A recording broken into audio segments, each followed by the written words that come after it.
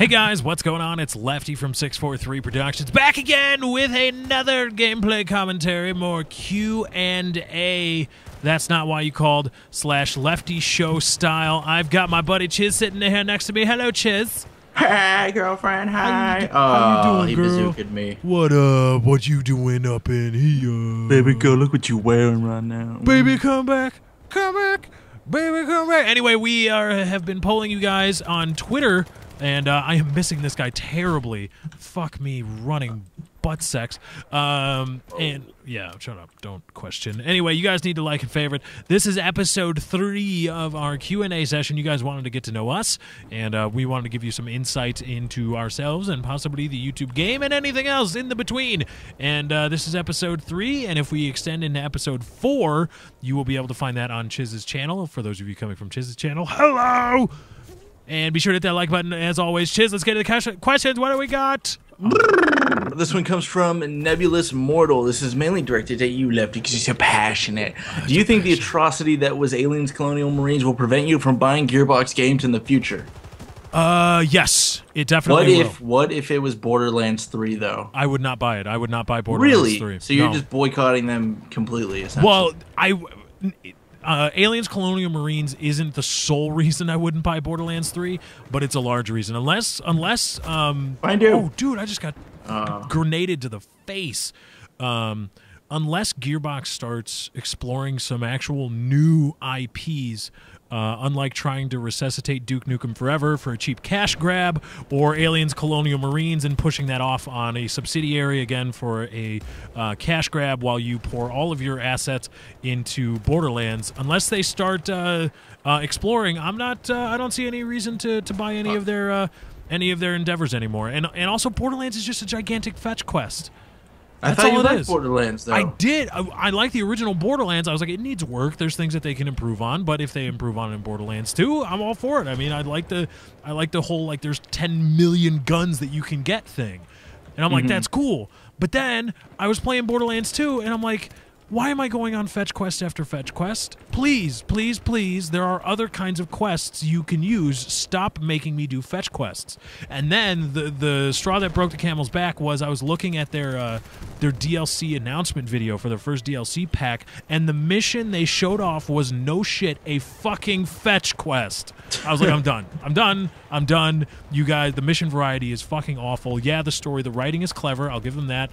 The art style, even though they didn't give credit to the artist that came up with it originally in Gearbox, and they just kind of took it from them. The art style, the cell shading. Yeah, the cell shading. It's different, but it's different in Borderlands too. Yeah, it's not cell shading. Well, okay, well, whatever it is, it was different, and it was the first one was. It was different, and it was interesting, and I was a fan of it. But that's not enough to overcome just fetch quests. That's bullshit. That's lazy, and I'm not going to support it, especially the Colonial Marines thing, because that's awful. I know you want to defend them, but that's awful. No, I'm not defending. I just don't care, really. I mean, you don't care that they lied about. Well, would you buy another Gearbox software thing after they lied? Holy shit! I'm not a huge. Well, we joined in late. I don't really. Any of their IPs never really interest me anyway. Like I didn't care that much for. I just don't like questing in general in games. But so I stayed away from Borderlands 1. I got Borderlands 2, and it's fun when I'm playing with people. But it still bores me to fucking quest and do the whole thing over and over again. So like Gearbox, they haven't really made an IP that I want to play anyway. Like I played the one before Colonial Marines, AVP. I don't know if that was a Gearbox game, but that game was fucking awful. So I don't know, but I don't remember. But they haven't made anything that makes me want to warrant buying their game just because of their name anyway. Did that upset you though? Did the whole ACM thing? Oh, I can't get it. No. Did that upset you? The fact that like if it was any other studio, if a studio that was making your favorite game, if they had lied substantively about the gameplay, and they'd come out and said this is gameplay of our game. And it was basically just a fucking pipe dream that they knew would never, ever, ever, ever ship. Wouldn't that piss you off? Wouldn't you be like, no, fuck you, I'm done. I'm done. You don't get any more of my money. If the game was still fun, hold on. If the game was still no, fun, I'm sorry. Some guy like he did a ramp thing and it killed me. There's a jackass. Oh god, spacebar. Okay, that's what the picture is.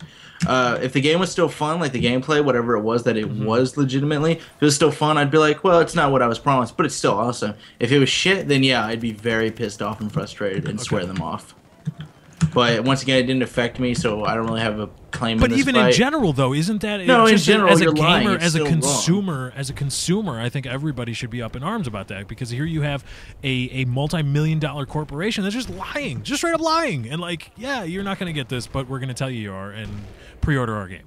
That should be even if you don't buy the game, even if you don't like the Alien lore or Aliens franchise whatsoever, you should be like, fuck you, Gearbox. Yeah, I should be, but I don't.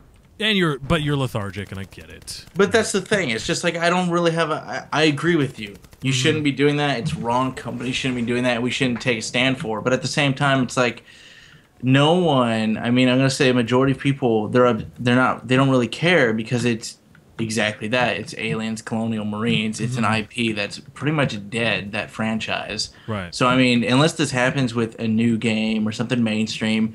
No one, unless they paid for it themselves, is really going to give two rats' ass. They'll agree like I'm doing right now, but they're not going to really, get out there and boycott all of Gearbox's games because it's a fucking shitty franchise. Well, now, did it with. Now, of course, you'll see, too, one thing I found is that people are still married to the idea of, I like the games that they, because you wouldn't believe the number of comments that I saw where it's like, I can't hate Gearbox for this because they made Borderlands. I'm like, are you fucking serious? See, that's stupid. You can enjoy a game that the fucking company has made. This also and still be agrees with critical of the company. Right, and this still agrees with like where I would disagree with you in swearing off their franchise. If they make a good game and it holds up to everything, like it's a phenomenal game, I'll still play it.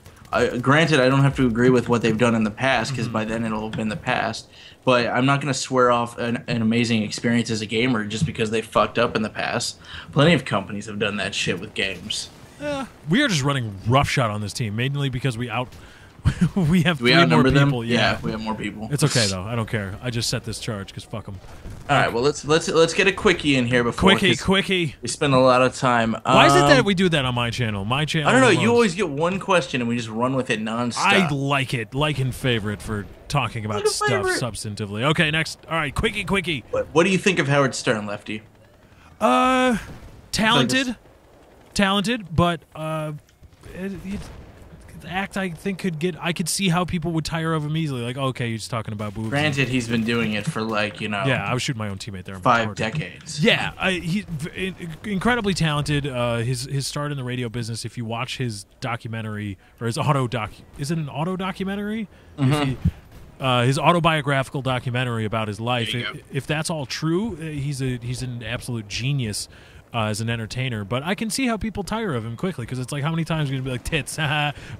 Robin, we're talking about tits again. There's tits in the thing. I love how he gave a chick an orgasm on air. That's awesome. Yes, he did. On NBC Radio. That's just badass. I love that. He's a legend. He's a legend, and if only for the stuff of just how he went head to head against NBC. In the heyday of NBC Radio, and he was just like, "No, fuck you. I'm being Howard Stern." You got to respect the guy for that, even if you don't like his stuff. That's Howard Stern to me. But I don't like being Howard Stern. I don't want to be a Howard Stern, a shock jock. You don't want to be? Because people tire of shock jocks. Yeah. People tire of I don't know. They didn't. Most of them, yes. Howard Stern had a little special something because ain't nobody tired of that shit. Well, I guess some people are tired, but I mean, if you've been doing it for like, what, 40 years, something like that? No, he's not that old. He's like in his 40s and his 50s or something. No way. He's not. Yeah. He is not in his 40s. Okay, his 50s. Whatever. He hasn't been doing it for 40 years. I know. I exaggerate, but a long time. What the hell? This guy's still in our spawn? Oh, wow. Oh, God. Get out of the helicopter. Oh, my God. But, no, I mean, he's the best, though. That's why he can get away. He's the best. Shock jocks come and go that aren't the best. Right. And so I would much rather be renowned for other things, not necessarily being a shock jock. An Opie and Anthony, if you will. Yeah. But even Opie and Anthony don't shy away from like pseudo like intellectual stuff. They have Penn Jillette on, they have Joe Rogan on, and it's not just like, hey, let's talk about tits. Well, no, that's what I was trying to say was that they're more on that side than being a shock jock. Yeah. So Howard Stern definitely. I suggest watching his movie. What's that name of that movie? I have no fucking idea. Oh God, it's something. It's on Netflix. It's on Netflix. Check it out. It's actually pretty funny. So it's funny, and it gives you an insight into how much of a comedic and just entertaining genius Howard Stern is, and how he rose to the top and where he is. It's pretty cool. Boom. Boom, that's it. But anyway, we're going to wrap this up. We're going to keep it going. There's going to be another episode is going to be on Dr. Chiz's channel, youtube.com/drcoffeemd. If you like what you hear from him, a link is in the description. You'll also get an annotation to the previous episode if you missed that. And then the next episode, which will be on his channel, youtube.com/drcoffeemd. There will be an annotation on the screen as well as a link in the description when that goes up. But anyway, guys, that's our time. We got to get out of here. Thank you for joining. We hope you enjoyed. Be sure to drop a like on this video. If you did enjoy, remember likes, favorites, comments, and shares your Facebook, Twitter. Do help me out. Thank you guys for joining. I hope you enjoyed. Peace.